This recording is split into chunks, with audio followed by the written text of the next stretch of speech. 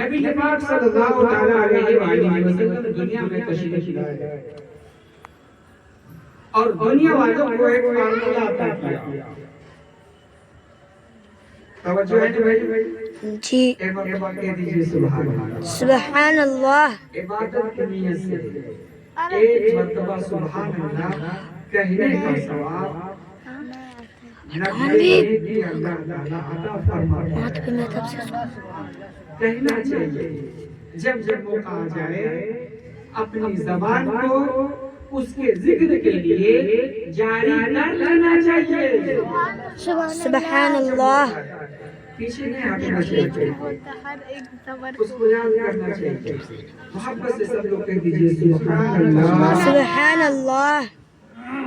اللہ تعالیٰ فرمولا, اللہ تعالیٰ اپنے محبوب صلی اللہ علیہ وسلم کے ذریعے انسان کو ایک فارمولا دیا زندگی گزارنے کا, شادی کا, نکاح کا, طلاق کا, بزنس کا, کاروبار کا, نماز کا, روزے کا, دینیات کا فارمولا عطا کیا.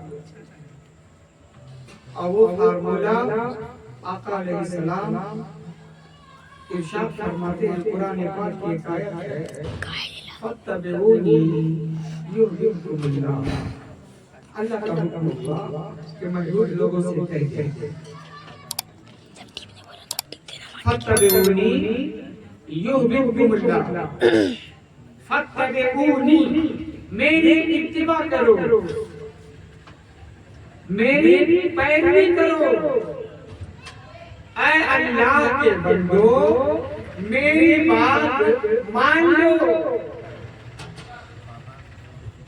اے اللہ کے بندو میرے قریب آ جاؤ, میری بات سن لو, دل میں اتار لو. جو میری بات مان لے گا وہ اللہ کی بات مان لے گا. سبحان اللہ. جو میری پیروی کرے گا وہ اللہ کی پیروی کرے گا. جو مجھ سے محبت کرے گا وہ اللہ سے محبت کرے گا. فَاتَّبِعُونِي يُحْبِبْكُمُ اللَّهُ. میرے چاہے تو چاہو, میرے چاہے تو چاہو, خدا تمہیں چاہنے لگے گا. سبحان اللہ. میری پسند کو پسند کرو, خدا تمہیں پسند کرنے لگے گا. سبحان اللہ. آقا علیہ السلام کے قدموں میں زندگی گزارنے والوں نے دیکھا مصطفیٰ جان رحمت چاہتے ہیں بھوک, مصطفیٰ جان رحمت بھوک چاہتے ہیں. آقا علیہ السلام کے پیٹ پہ 3 پتھر بندھے ہیں تو ان کے ماننے والے 2 پتھر باندھے نظر آئے. ان کے قدموں میں زندگی گزارنے والوں نے دیکھا آقا چاہتے ہیں کہ میرے جتنے ماننے والے ہیں سبوں کے گھروں میں کھجور کے چھال کا بستر ہو, تو سبوں کے گھروں میں کھجور کے چھال کا بستر نظر آیا, پتھر کی چکی نظر آئی. وہ ایسے ماننے میں سچے تھے کہ اپنی عادت کو ان کی عادت پہ رکھا, اپنے کردار کو ان کے کردار پہ رکھا, اپنی رسم کو ان کی رسم پہ رکھا, اپنی بزم کو ان کی بزم پہ رکھا, اپنی صبح کو ان کی صبح پہ رکھا, اپنی شام کو ان کے شام پہ رکھا.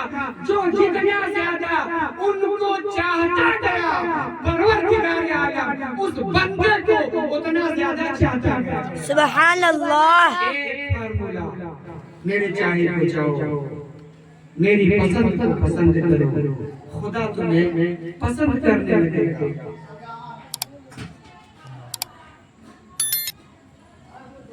آقا علیہ السلام کی دولت سے جو فیضیاب ہونے والے سچے شاگرد تھے, سچے ماننے والے تھے, محبت والے تھے, وہ آقا کو فالو کرتے تھے.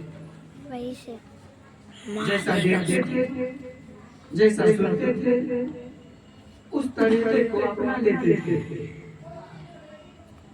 وہ جان لیے ان کا یہ ایمان تھا. ان کو ماننے سے یہاں بھی کامیابی ہے اور وہاں بھی کامیابی ہے. ان کی محبت اللہ کی محبت ہے. کسی نے پیٹ میں پتھر باندھ کر صدیق اکبر کا مقام پیدا کر لیا تو کسی نے گدڑی میں قبائے پہن کر فاروق اعظم کا مقام پیدا کر لیا. کسی نے اپنے مال کو اللہ کے راستے میں لٹا کر عثمان غنی کا مقام پیدا کر لیا تو کسی نے خیبر کے دروازے کو اکھاڑ کر اپنے کو شیر خدا بنا لیا. سبحان اللہ.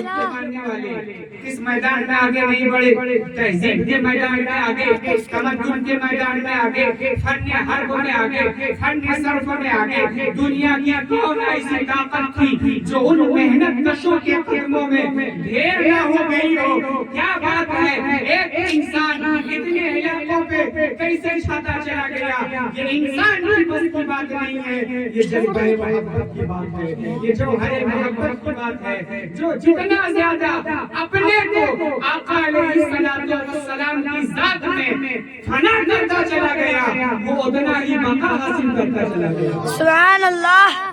ایک بار بولا فاتبعونی یحببکم اللہ. میرے چاہے کو چاہو خدا تمہیں چاہنے لگے گا. میری پسند کو پسند کرو خدا تمہیں پسند کرنے لگے گا. آنے والا ابو بکر آیا، رسول نے چاہا صداقت کا آفتاب ہو جائے تو خدا نے انہیں صداقت کا آفتاب بنا دیا. عمر آئے، رسول نے چاہا عدالت کا تاجدار ہو جائے تو خدا نے انہیں عدالت کا تاجدار بنا دیا. عثمان آئے، رسول نے چاہا حیا اور سخاوت کا علم بردار ہو جائے تو خدا نے انہیں حیا اور سخاوت کا علم بردار بنا دیا. علی آئے، رسول نے چاہا ولایت شجاعت کا شہنشاہ ہو جائے تو خدا نے انہیں ولایت شجاعت کا شہنشاہ بنا دیا. سبحان اللہ. یہ بننے والے اس لیے بنتے چلے جا رہے تھے کہ جیسا رسول چاہتے تھے ویسا یہ چاہتے تھے. جو رسول پاک پسند کرتے تھے وہ ان کے ماننے والے پسند کرتے تھے. وہ بھیڑ اور بکریاں چرانے والے، اونٹوں کی غلہ بانی کرنے والے جب آقا کی محبت ان کے دلوں میں سما گئی اور محبت رسول کے جذبہ میں جب شرشار ہو گئے تو دنیا کے جس حصے میں گئے چھاتے چلے گئے، جس حصے میں گئے بڑھتے چلے گئے، جدھر گئے کامیاب ہوتے چلے گئے. یہ انسان کی بس کی بات نہیں تھی، یہ وہی جوہر محبت کی بات تھی. جو جتنا زیادہ آقا کی محبت میں اپنے کو شرشار کرتا چلا گیا وہ اتنا ہی کامیاب ہوتا چلا گیا. آئیے میں آپ کو ایک دو بات اسلام کا وہ ابتدائی دور تاکہ بات کھل کے سامنے آ جائے. توجہ سے آپ سنیے. نبی پاک صلی اللہ تعالی علیہ وسلم ایک لشکر کو ایران پر لشکر کشی کرنے کے لیے آپ نے روانہ فرما دیا. اور وہ قافلہ سمت ایران بڑھتا چلا جا رہا ہے. اچانک وہ قافلہ ٹھہر گیا. ایک اندوہناک خبر پورے مدینے میں جنگل کی آگ کی طرح پھیل گئی کہ آقا علیہ السلام کا وصال ہو گیا. دنیا سے پردہ کر دیا. صحابہ کرام میں بڑی بے چینی کا ماحول ہے. اب کیا کیا جائے؟ اب اسلام کا باغدور کس کے ہاتھ میں ہوگا؟ اب یہ اسلام کیسے آگے بڑھے گا؟ کون سنبھالے گا؟ آقا علیہ السلام کا وصال ہو گیا. صحابہ کرام غم میں ڈوبے ہوئے. پورا مدینہ شہر غمگین ہے. جو آقا علیہ السلام کا دیدار کرتے تو انہیں سکون ملتا تھا. آج نبی پاک علیہ السلام ظاہری طور پہ دنیا سے وصال فرما گئے. بڑی بے چینی کا ماحول ہے. ہر طرف آگ و فغاں کا ماحول ہے.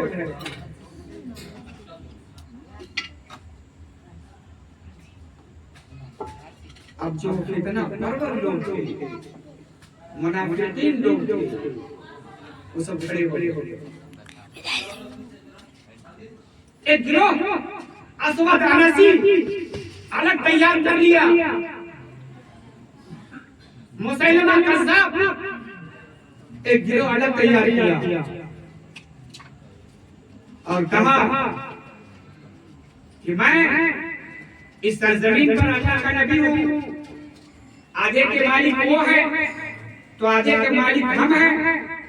مسیلمہ کذاب، اسود عنسی یہ سب نبوت کا دعویٰ کر بیٹھے. یہاں تک ایک گروہ ایسا تیار ہو گیا جو زکات سے انکار کر دیے کہ ہم زکات نہیں دیں گے، یہ اسلام میں ٹیکس ہے. ایک عجیب بے چینی کا ماحول پیدا ہو گیا. ہر طرف صحابہ کرام ایسے غم میں ڈوبے ہوئے اور ایسے ماحول پیدا ہو گئے. فتنہ پرور لوگ چاروں طرف کھڑے ہو گئے. ابو بکر صدیق امیر المومنین چن لیے گئے. اسے مسجد نبوی میں متفق طور پر تمام صحابہ کرام نے آپ کو امیر المومنین چنا اور ایک امیر المومنین کا پاور، صدر جمہوریہ، وزیر اعظم، دونوں مل کے جو ایک پاور ہوتا ہے، اکیلے ایک امیر المومنین کا پاور ہوتا ہے. اتنا بڑا انتخاب مسجد نبوی میں صحابہ کرام نے جب کیا تو ایک مچھر نہیں مرا، کسی کو ایک تماچا نہیں پڑا اور اتنا بڑا انتخاب ہو گیا. میں کہتا ہوں دنیا والوں، آج جب انتخاب کا چناؤ کا وقت آتا ہے، پتہ نہیں کون مارا جائے گا، کس کی جان جائے گی، مگر 1400 سال پہلے ہم نے ایک چناؤ اور انتخاب کیا. اتنا بڑا انتخاب کیا، امیر المومنین کا چناؤ صحابہ کرام مسجد نبوی میں بیٹھے بیٹھے کر لیے اور کسی کو کوئی تکلیف نہیں پہنچی. سبحان اللہ. اگر انتخاب کا طریقہ سیکھنا چاہتے ہو تو آؤ دعوت اسلام میں. یہاں وسعت ہے، یہاں پھیلاؤ ہے، یہاں تک نظری نہیں ہے. امیر المومنین سیدنا ابو بکر صدیق رضی اللہ تعالیٰ عنہ تمام صحابہ کرام سے مشورہ کر رہے ہیں. بتاؤ تم کیا کرتے ہو اس بارے میں؟ مسیلمہ کذاب کے بارے میں کیا کرتے ہو؟ اسود عنسی جو الگ نبوت کا دعویٰ کر بیٹھے ہیں اس کے بارے میں کیا کرتے ہو؟ تو لوگوں نے کہا، کچھ لوگوں نے مشورہ دیا کہ بعد میں سمجھا بجھا کر ٹھیک کر لیا جائے. حضرت ابو بکر صدیق فرماتے ہیں اچھا، اور جو منکرین زکات ہیں، جو زکات سے انکار کر بیٹھے ہیں اس کے بارے میں کیا کرتے ہو؟ بعد میں سمجھا بجھا کر اسے بھی نپٹ لیا جائے گا. اور وہ جو لشکر آگے کو بڑھ رہا ہے اور رکا ہوا ہے انتظار میں، اس کے بارے میں کیا کرتے ہو؟ بعد میں روانہ کیا جائے گا. مگر آپ قربان جائیں، دیکھنے میں ایک نہیں، ایک کمزور انسان، ایک ضعیف اور عمر دراز انسان جس کو دنیا ابو بکر صدیق کے نام سے جانتی ہے، ان کے جذبے کی پختگی کو آپ ملاحظہ فرمائیے. حضرت ابو بکر صدیق فرماتے ہیں لوگوں تم کہتے ہو کہ جس لشکر کو نبی کے پاک نے آگے بڑھا دیا ہو، صدیق کی مجال یہ ہے کہ نبی کے پاک نے بڑھائے ہوئے لشکر کو ہم پیچھے ہٹا لیں، وہ آگے بڑھے گا. سبحان اللہ. ایمانی سیدنا ابو بکر صدیق آگے فرماتے ہیں سنو، اسود انسی مسیلمہ کذاب، اس سے بھی ہم طاقت کے ساتھ نپٹیں گے،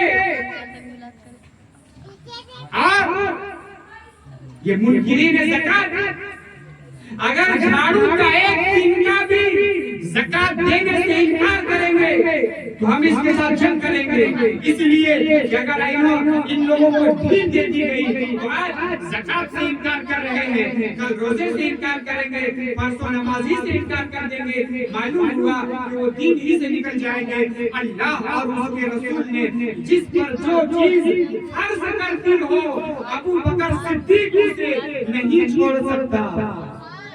سبحان یہ ابو اللہ، بکر صدیق صداقت کے پاسدار، اسلام برقرار رہا، اسلام برقرار رہا، یہاں تک دور عمر فاروقی آیا، عمر بن خطاب کا جب دور و زمانہ آیا تو دنیا نے دیکھا کہ فتوحات اسلامیہ کے جھنڈے ڈال دیے گئے، عساکر اسلام کو ترتیب دے دیا گیا، عدالت کی چارہ جوئی قائم ہوئی، ہر طرف اسلام آگے پھیل رہا تھا، بڑھ رہا تھا، ترقی کر رہا تھا، یہاں تک عثمان غنی کا دور آیا تو عثمان غنی کے دور میں بلوائیوں نے کچھ فتنہ پیدا کیا، مگر قربان جائیں حضرت عثمان غنی اپنی بیوی نائلہ کی ان کے لیے فتوا دی، مگر اسلام کو داغدار ہونے سے بچا لیا۔ یہاں تک حضرت مولا علی شیر خدا کا جب دور آیا تو جنگ جمل بھی ہوئی، جنگ صفین بھی ہوئی، مگر ہمارا ماننا یہ ہے کہ مرنے والے بھی اللہ اس کے رسول کے ماننے والے ہیں اور مارنے والے بھی اللہ اس کے رسول کے ماننے والے ہیں، ہم دونوں میں کوئی فیصلہ نہیں کر سکتے، اس لیے کہ آقا علیہ الصلوۃ والسلام نے فرمایا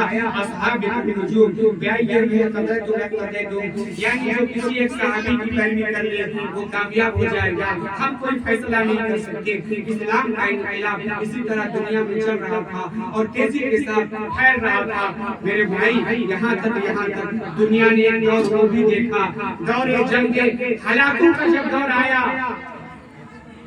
وہی بغداد میں آج کہا جاتا ہے اسلام کے دامن میں کیا ہے، کتنا لٹریچر ہے، کتنا اثاثہ ہے، سنا ایک بغداد میں دور ہلاکوں کے زمانے میں کتب خانہ جلایا گیا، اتنا بڑا کتب خانہ تھا کہ جب اس کو جلایا گیا اور اس کا راہ دریائے دجلہ میں ڈال دیا گیا تو مہینوں تک دریا کا پانی کالا ہو گیا، صرف ایک شہر میں ہمارے علم کا سرمایہ اتنا تھا، پوری دنیا میں ہمیں تھے، ایران میں ہمیں تھے، روم میں ہمیں تھے، مصر میں ہمیں تھے، ہر طرف میری آواز روا تھی اور اسلام آزادی رائے کے ساتھ دنیا میں بڑھ رہا تھا۔